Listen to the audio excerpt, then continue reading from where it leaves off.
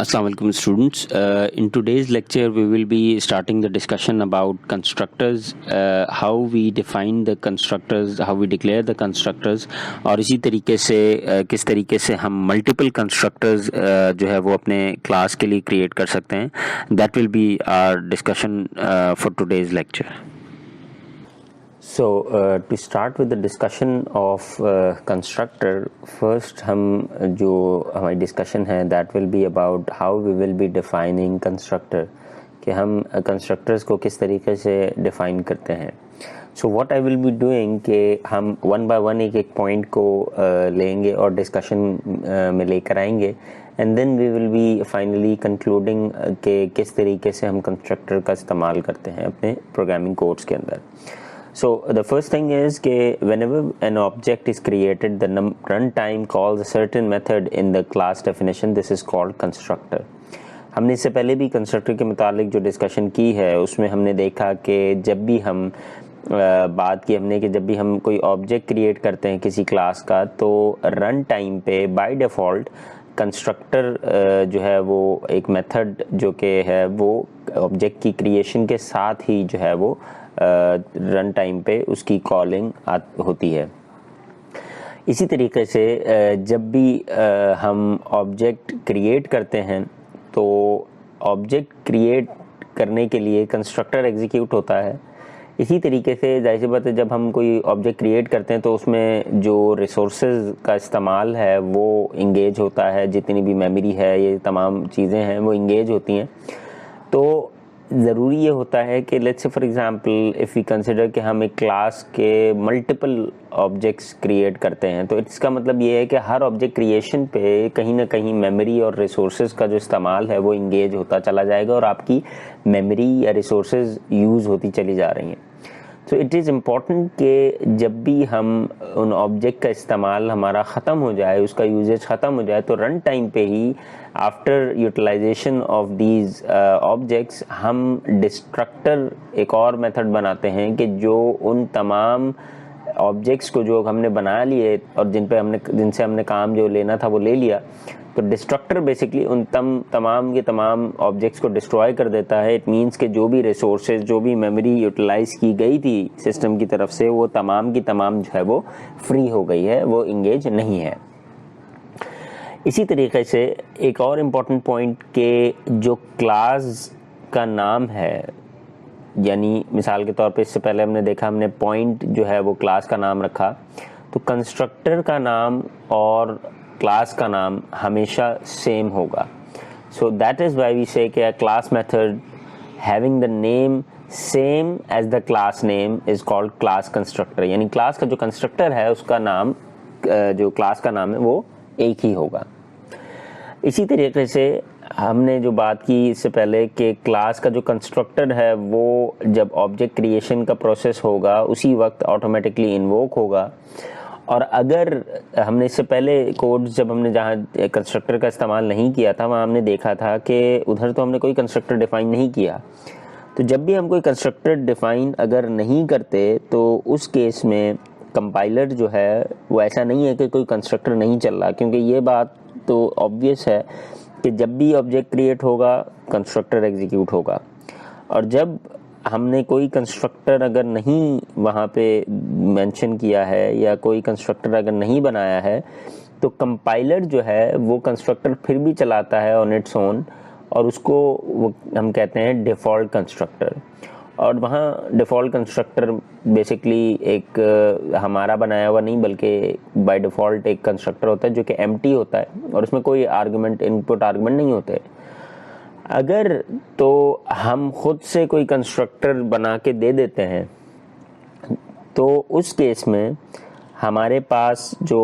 Constructor है, जो default constructor था कंपाइलर जिसको चलाता था, वो अब नहीं चलेगा. अब हमारा बनाया हुआ जो यूज़र डिफाइंड कंस्ट्रक्टर है वो एग्जीक्यूट होगा. इसी तरीके से लास्ट जो पॉइंट है कि हम किसी भी कंस्ट्रक्टर में may be we can pass 0 parameters, number of parameter. जो रिस्ट्रिक्शन है वो यही है कि हमारे पास कंस्ट्रक्टर जैसे हमने पहले कहा था कि फंक्शन की तरह होता है, लेकिन कंस्ट्रक्टर में एक लिमिटेशन ये होती है हमारे पास कि फंक्शन में हमारे पास हमें पता है कि रिटर्न टाइप मौजूद होती है। फंक्शन में जो कंस्ट्रक्टर बेस्ड फंक्शन है यानी कंस्ट्रक्टर्स हैं उसकी कोई भी रिटर्न टाइप नहीं होती। This is the important point कि कंस्ट्रक्टर होता तो मेथड की तरह ही है, फंक्शन की तरह, लेकिन इसकी रिटर्न टाइप जो है वो मौजूद नहीं होती। अब नेक्स्ट स्लाइड में अब हम डिस्कशन करेंगे कि किस तरीके से हम कंस्ट्रक्टर्स को डिफ़ाइन करते हैं अपने कोड के अंदर। So now we will be discussing कि किस तरीके से हम जब कंस्ट्रक्टर को डिफ़ाइन करते हैं तो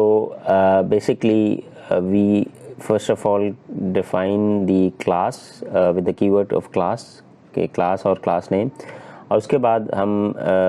जो हमारे पास कंस्ट्रक्टर है वो बेसिकली क्योंकि क्लास के नाम के पे ही होता है तो इसलिए एज यू कैन सी कि हमने पहले जो क्लास नेम लिखा उसके कोई भी इनपुट आर्गुमेंट नहीं है, और उसके बाद हमने दूसरा जो कंस्ट्रक्टर बनाया उसमें एक आर्गुमेंट लिस्ट है। अब वी आर नॉट डिस्कसिंग कि कितने आर्गुमेंट हैं, it can be multiple arguments, but it is not like कि हम एक क्लास का एक ही कंस्ट्रक्टर बना सकते हैं, हम मल्टीपल कंस्ट्रक्टर्स भी बना सकते हैं। As you can see in the description जो हमने सिंटैक्स लिखा है, जनरल सिंटैक्स यहाँ पे कंस्ट्रक्टर का। So we may have multiple constructors with different or no arguments, input arguments in the list. So now here we will be discussing about some of the key points जो कि हमें जब भी हम constructor define करें उसको हमने नज़र में रखना है। We will be discussing it one by one. कुछ points ऐसे हैं जो हम already previous slides में discuss कर चुके हैं। The first one is कि constructor का जो नाम है that has the same name as that of that class, यानी क्लास का जो नाम है वही जो है वो कंस्ट्रक्टर का भी नाम रखा जाता है। इसी तरीके से कंस्ट्रक्टर की कोई भी रिटर्न टाइप नहीं होती है, और इसी तरीके से जब हम कहते हैं कि रिटर्न टाइप नहीं होती है तो नॉर्मल फंक्शंस में जब हम देखते हैं तो हम जिन फंक्शंस में रिटर्न टाइप नहीं होती वहाँ वॉइड रिटर्न टाइप लिखते हैं, लेकिन कंस्ट्रक्टर की केस में हम वहाँ पे वॉइड भी नहीं लिख सकते हैं, because it is not like normal functions, it is a constructor जो कि ऑब्जेक्ट क्रिएशन के टाइम पे एग्जीक्यूट होता है, तो इसलिए यहाँ पे नो रिटर्न टाइप से मुराद कि हम वॉइड रिटर्न टाइप भी नहीं लिख सकते।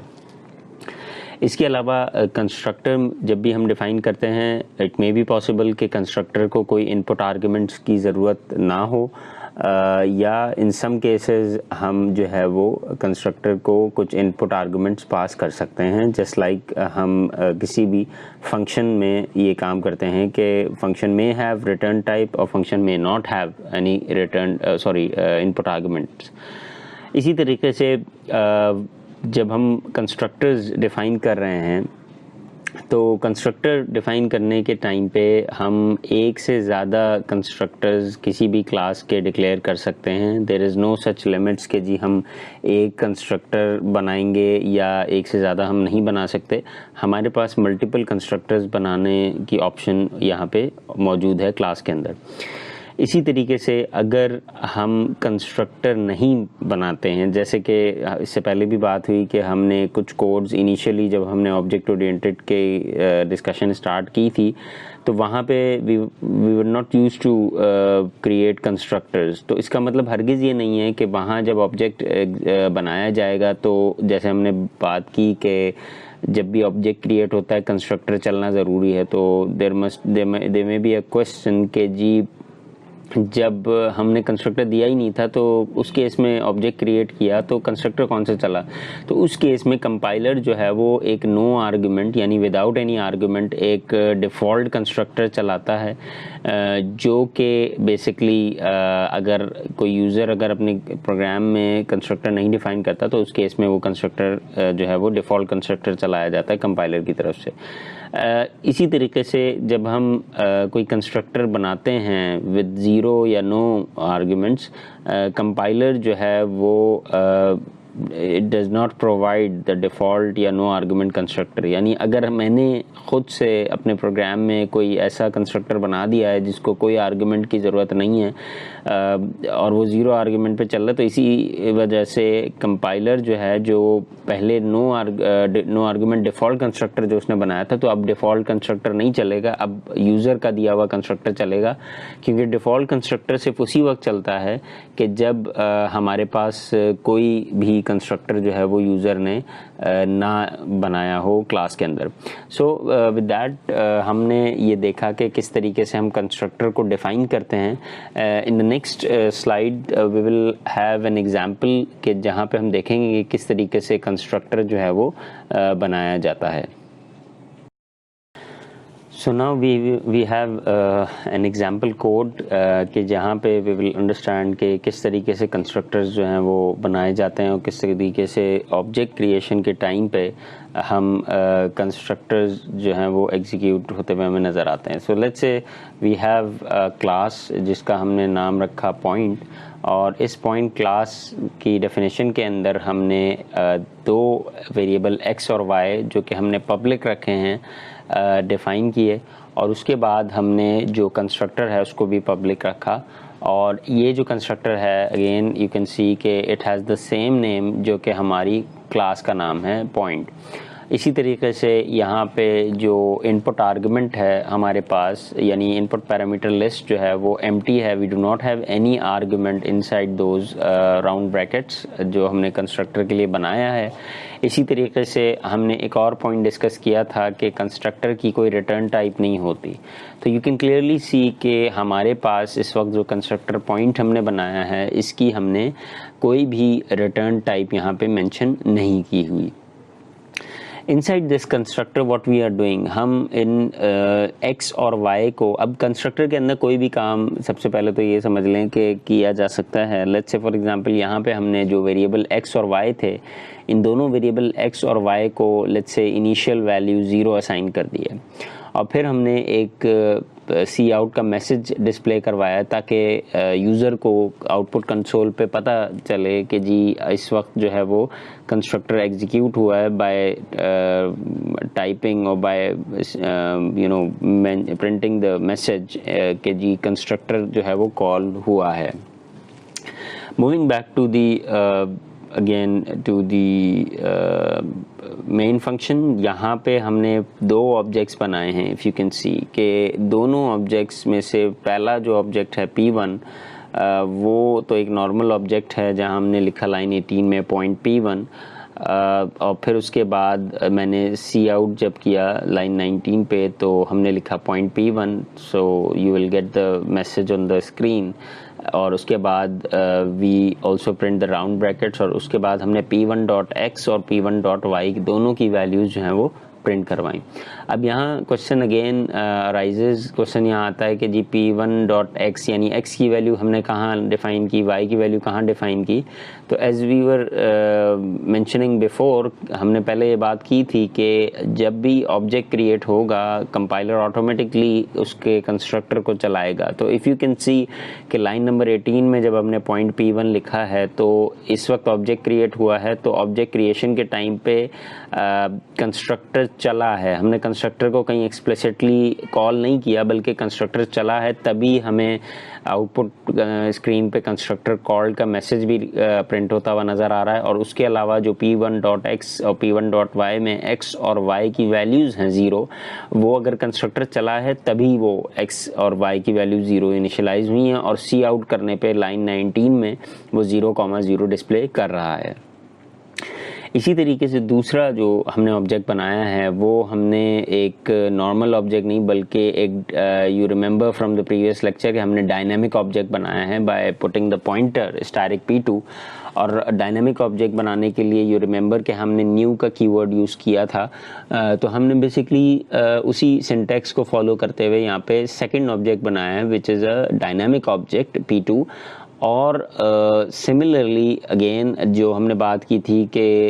ऑब्जेक्ट क्रिएशन के टाइम पे again we will have the constructor जो कि चलाया जाएगा कंपाइलर की तरफ से। So same is the case है कि यहाँ पे हमारे पास जो कंस्ट्रक्टर है वो एग्जीक्यूट हुआ और उसने P2 की जो x और y की वैल्यूज़ हैं वो 0 इनिशियलाइज करवा दी हैं। और इसी वजह से क्योंकि सेकंड टाइम कंस्ट्रक्टर चला है और क्योंकि सेकंड ऑब्जेक्ट क्रिएट हुआ है तो आपको दोबारा से कंस्ट्रक्टर कॉल्ड का जो मैसेज है आउटपुट स्क्रीन पे वो डिस्प्ले होता हुआ नज़र आ रहा है। And then if you remember from the chapter और लेक्चर जो हमने डिस्कस किया था डायनामिक ऑब्जेक्ट का, कि अगर अब मुझे डायनामिक ऑब्जेक्ट के एलिमेंट्स डेटा या डेटा मेंबर्स को एक्सेस करना है तो क्योंकि ये डायनामिक हैं तो वहाँ डॉट से काम नहीं चलेगा। वहाँ मुझे जो मेंबर सिलेक्शन ऑपरेटर है that will be change as dash and then जो ग्रेटर देन का साइन है हमारे पास, हमने उसके थ्रू जो है वो x को एक्सेस किया, यानी P2 और member selection operator x and then P2 member selection operator y in line number 21। तो यहाँ पे इसीलिए हमें पास अगेन 0,0 की वैल्यू डिस्प्ले होती हुई नज़र आ रही है। So in the next discussion अब हम देखेंगे कि किस तरीके से ये कोड जो है वो हमारे पास जो है किस तरीके से कंपाइल होके जो आउटपुट है वो डिस्प्ले करेगा। So as you can see in this code हमारे पास सेम कोड जो हमने इससे पहले डिस्कस किया है कि हमारे पास एक पॉइंट क्लास है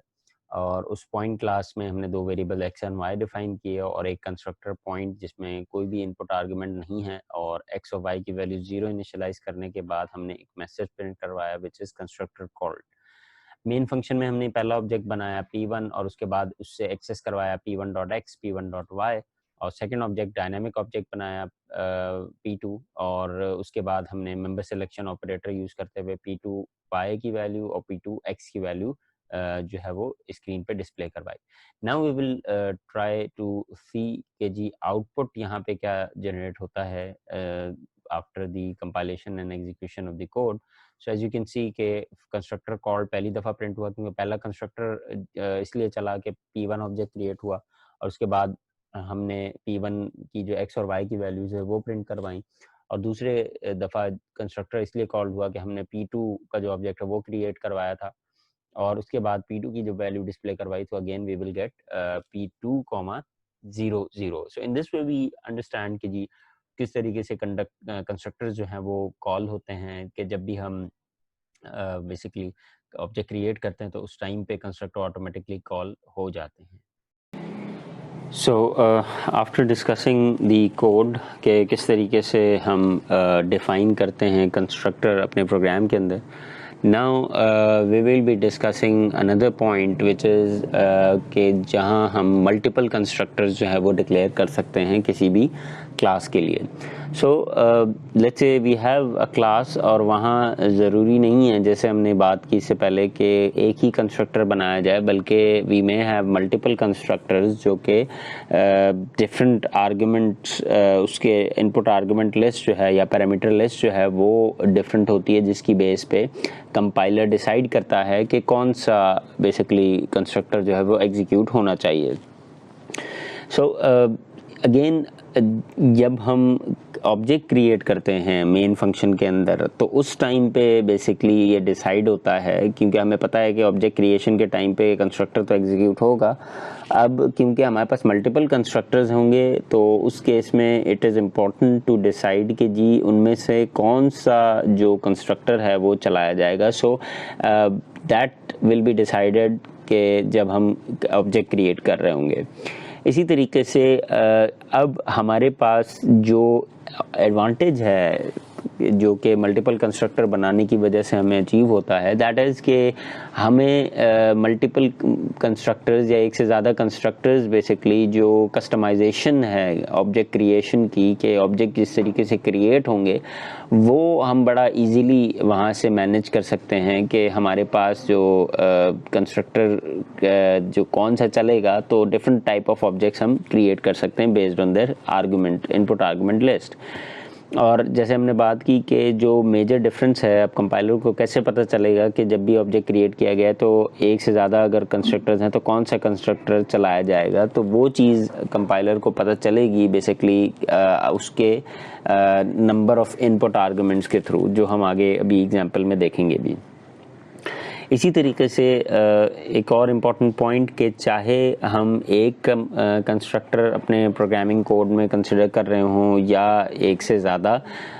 यानी मल्टीपल कंस्ट्रक्टर्स हों, जो भी तरह के कंस्ट्रक्टर्स बनाए जाएंगे, एक इम्पॉर्टेंट चीज़ ये कि रिटर्न टाइप किसी भी कंस्ट्रक्टर के लिए मौजूद नहीं होगी, विच प्रूव्स कि जी कंस्ट्रक्टर जो है वो एक ऐसा फंक्शन या मेथड है जो कि जिसकी कोई रिटर्न टाइप नहीं होगी और ना हमने मेंशन करनी है, even as we discuss before कि हम वहाँ वॉइड जिस तरह लिखते हैं फंक्शंस के अंदर वो भी नहीं लिख सकते। सो चाहे कोई एक कंस्ट्रक्टर हो हमारे प्रोग्रामिंग कोड में या एक से ज़्यादा हो यानी मल्टीपल कंस्ट्रक्टर हो किसी क्लास के अंदर, तो किसी भी केस में हम वहाँ पे रिटर्न टाइप नहीं मेंशन करते। So now we can consider this example code multiple constructor जहाँ पे हमने यहाँ मेंशन किए हैं इस कोड के अंदर कि what we have done, हमने एक क्लास बनाई पॉइंट क्लास और उसमें हमने दो पब्लिक वेरिएबल x और y डिक्लेयर करवाए और उसके बाद हमने एक जो पहला कंस्ट्रक्टर है लाइन नंबर 9 में आपको नज़र आ रहा है जिसमें कोई भी इनपुट आर्गुमेंट नहीं है मौजूद और हमने x और y की वैल्यूज़ को 0 रखा है और उसके बाद हमने एक मैसेज प्रिंट करवाया कि कंस्ट्रक्टर विद 0 आर्गुमेंट्स कॉल। अब यही सेम कंस्ट्रक्टर हमने जब इससे पहले एग्जाम्पल कोड में देखी थी, ये बिल्कुल वही है बेसिकली, जस्ट द डिफरेंस है कि वहाँ हमने कंस्ट्रक्टर विद 0 आर्गुमेंट नहीं लिखा था बल्कि कंस्ट्रक्टर कॉल का एक मैसेज जो है वो प्रिंट करवाया था। अब यहाँ पे करवाने का मकसद ये है, ये constructor with 0 argument call print करवाने का मकसद ये है कि जब भी ऑब्जेक्ट क्रिएट हो तो जो भी कंस्ट्रक्टर चलेगा तो कंपाइलर को पता चल जाए या हमें इंटरफेस से पता हो कि जी कौन सा कंस्ट्रक्टर इनमें से चला है। तो this is the first constructor. Second constructor में बेसिकली हमने लाइन नंबर 14 में जो आपको नज़र आ रहा है कि हमने एक इंटीजर वैल्यू x1 पास की है और जो दूसरी है y वो हमने लाइन नंबर 16 में आप देख सकते हैं उस कंस्ट्रक्टर की डेफिनेशन के अंदर हमने y इक्वल्स टू 0 रखा और यहाँ जो मैसेज प्रिंट करवाया वो हमने करवाया कंस्ट्रक्टर विद 1 आर्ग्यूमेंट कॉल्ड। इसी तरीके से हमने तीसरा कंस्ट्रक्टर बनाया और इस तीसरे कंस्ट्रक्टर के अंदर हमने दो आर्गुमेंट्स पास किए, एक x1 और दूसरा y1 और यहाँ हमने x1 और y1 को कहा कि that will be x1 will be equal to x and y1 will be equal to y। ये हम इसलिए कर रहे हैं कि इफ़ यू रिमेंबर हमने इससे पहले बात की थी कि जो भी ऑब्जेक्ट क्रिएट होगा वो जो अपने साथ वैल्यू ला रहा है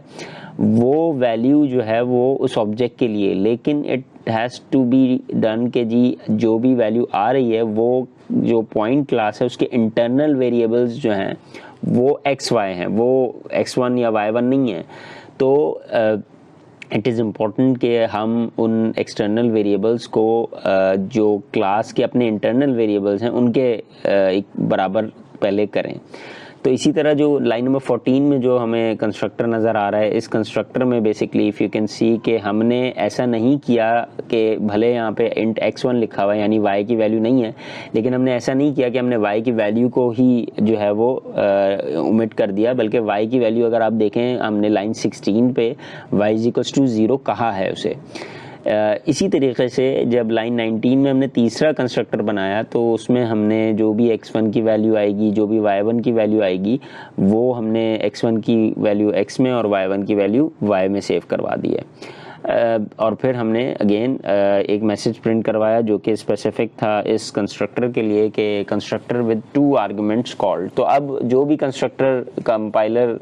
की तरफ से ऑब्जेक्ट क्रिएशन के टाइम पे रन किया जाएगा हमें जो है वो पता चल जाएगा कि कौन सा कंस्ट्रक्टर बेसिकली कॉल हुआ है by seeing the cout message जो भी जिस भी कंस्ट्रक्टर की कॉलिंग होगी। So coming back to the main function में बेसिकली हमने पहला ऑब्जेक्ट क्रिएट किया विच इज़ P1।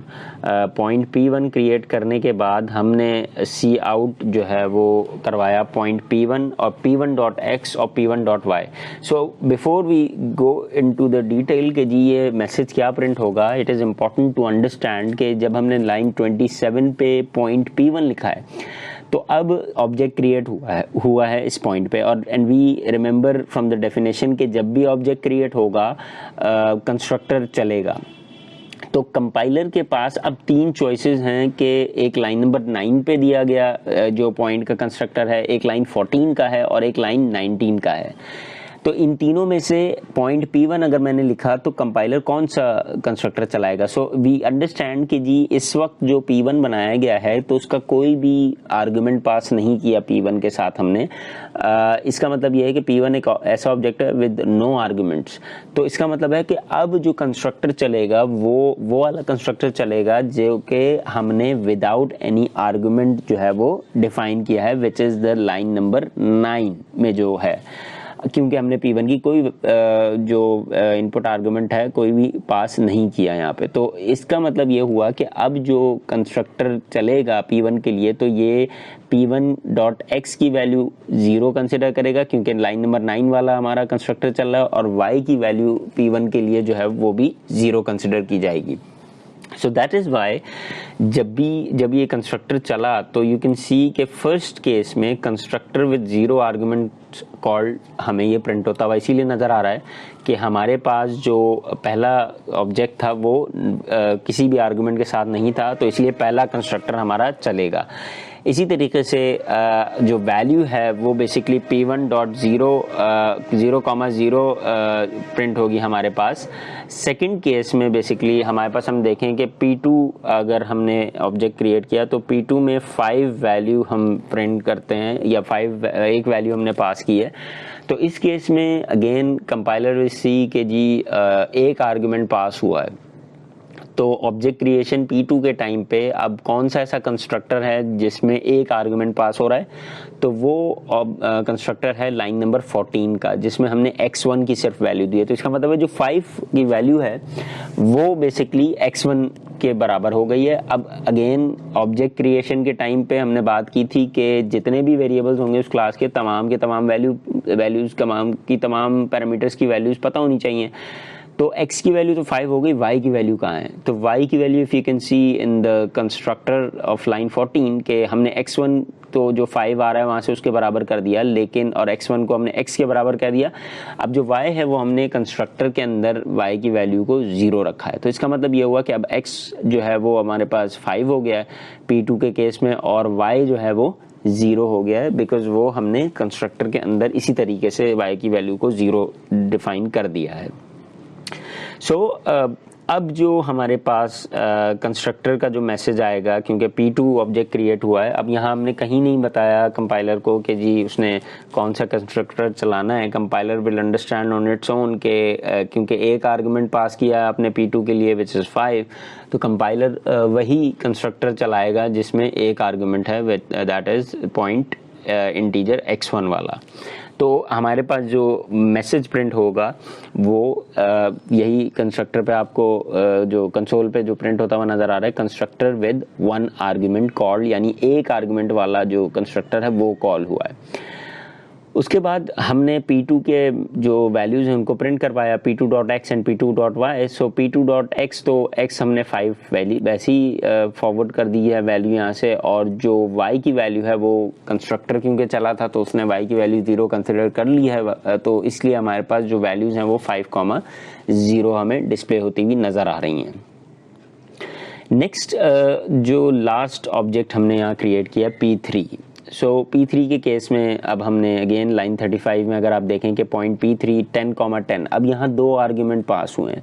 तो compiler again it will understand कि जी अब यहाँ पे उसे जो कंस्ट्रक्टर चलाना है वो थर्ड कंस्ट्रक्टर है लाइन नंबर 19 का, कि जहाँ 2 वैल्यूज़ पास हुई हैं। तो पहली वैल्यू 10 इज़ फॉर x1, दूसरी value of 10 will be for y1, और कंस्ट्रक्टर क्योंकि कॉल हुआ है तो कंस्ट्रक्टर के अंदर जाके उसने x1 की वैल्यू को x के बराबर कर दिया है और y1 की वैल्यू को y के बराबर कर दिया है। ये काम करना बड़ा ज़रूरी है, वो इसलिए कि जो अगर आप देखें लाइन नंबर 36 में जो हम P3.x P3.y कर रहे हैं तो x और y के बराबर उन वैल्यूज़ को करना ज़रूरी है, बिकॉज इस वक्त वो x1 और y1 कहला रही थी।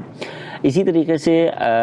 जो आउटपुट पे जब हमने वैल्यू डिस्प्ले कराई तो हमें 10,10 नज़र आया, और जो कंस्ट्रक्टर के अंदर जो मैसेज चल रहा था लाइन नंबर 22 में, कंस्ट्रक्टर विद 2 आर्गुमेंट्स, हमें वही मैसेज जो है वो आउटपुट कंसोल पे प्रिंट होता हुआ नज़र आ रहा है। So in this way we have seen कि जी किस तरह हमारे पास जो मल्टीपल कंस्ट्रक्टर्स हैं वो हम यूज़ कर सकते हैं, and based on the number of input arguments के हम जब ऑब्जेक्ट क्रिएट कर रहे हैं हम कितने आर्गुमेंट पास करते हैं, उसकी बेसिस पे कंपाइलर डिसाइड करता है कि उन तमाम कंस्ट्रक्टर्स में से या उन तमाम मल्टीपल कंस्ट्रक्टर्स में से उसको कौन सा जो कंस्ट्रक्टर है वो एग्जीक्यूट करना है। तो इन दिस वे वी सी के जी हमने मल्टीपल कंस्ट्रक्टर्स कैसे चलाने हैं। In the next point we will be seeing कि किस तरीके से हमारे पास ये कोड एग्जीक्यूट होता है, और हमारे पास ये जो आउटपुट जो हमें नज़र आ रहे हैं ये किस तरीके से हमें आउटपुट स्क्रीन में शो होंगे। So as you can see in this code, हमारे पास ये सेम कोड है जो हम इससे पहले डिस्कस कर चुके हैं कि हमारे पास बेसिकली यहाँ पे पॉइंट क्लास के अंदर हमने 3 डिफरेंट कंस्ट्रक्टर्स बनाए हैं, जिसमें पहले में हमारे पास कोई भी आर्गुमेंट नहीं है, दूसरे में एक आर्गुमेंट है और तीसरे में 2 डिफरेंट आर्गुमेंट्स हैं। और फिर मेन के अंदर हमने बेसिकली किया ये है कि हमने पहले पॉइंट P1 बनाया विद नो इनपुट आर्गुमेंट्स, तो पहला वाला कंस्ट्रक्टर चला। इसी तरह P2 और एक आर्गुमेंट 5 पास किया, तो इसका मतलब है ये दूसरा वाला कंस्ट्रक्टर चलेगा जो लाइन 14 पे है। और इसी तरीके से जब हमने P3 बनाया तो हमने दोनों आर्गुमेंट पास किए, इसका मतलब है ये लाइन 19 पे जो दोनों आर्गुमेंट वाला कंस्ट्रक्टर है वो एग्जीक्यूट होगा। So now we will see कि किस तरीके से ये कंपाइल करने के बाद हमारे पास ये आउटपुट स्क्रीन पे शो हो रहा है। So as you can see in this output के हमारे पास पहले 0 आर्गुमेंट वाला कंस्ट्रक्टर चला, क्योंकि हमने P1 में कोई आर्गुमेंट नहीं दिया था, तो और जब x और y की वैल्यू प्रिंट करवाई तो हमारे पास 0,0 प्रिंट हुआ। इसी तरह दूसरे केस में हमने एक आर्गुमेंट वाला कंस्ट्रक्टर ऑब्जेक्ट बनाया तो उसका कंस्ट्रक्टर चला, तो वी हैव गॉट 5,0। और तीसरे केस में जो हमने दोनों आर्गुमेंट्स दिए थे तो कंस्ट्रक्टर भी वही वाला चला and we get 10,10। So with that we end up with the lecture, and we have studied कि जी किस तरीके से हम ये कंस्ट्रक्टर और मल्टीपल कंस्ट्रक्टर्स जो हैं वो चलाते हैं। नेक्स्ट जो अब हमारी डिस्कशन होगी इन the next lectures that will B कि हम डायनेमिक किस तरीके से ऑब्जेक्ट्स यूज़ करते हैं, इसी तरीके से डिफ़ॉल्ट आर्गुमेंट कैसे पास होते हैं, और फिर उसके बाद जो ऑर्डरिंग है वो कितनी इंपॉर्टेंट है हमारे पास कंस्ट्रक्टर्स के अंदर, and then finally we will be discussing about copy constructor क्या होता है। So for till then thank you very much and अल्लाह हाफिज़।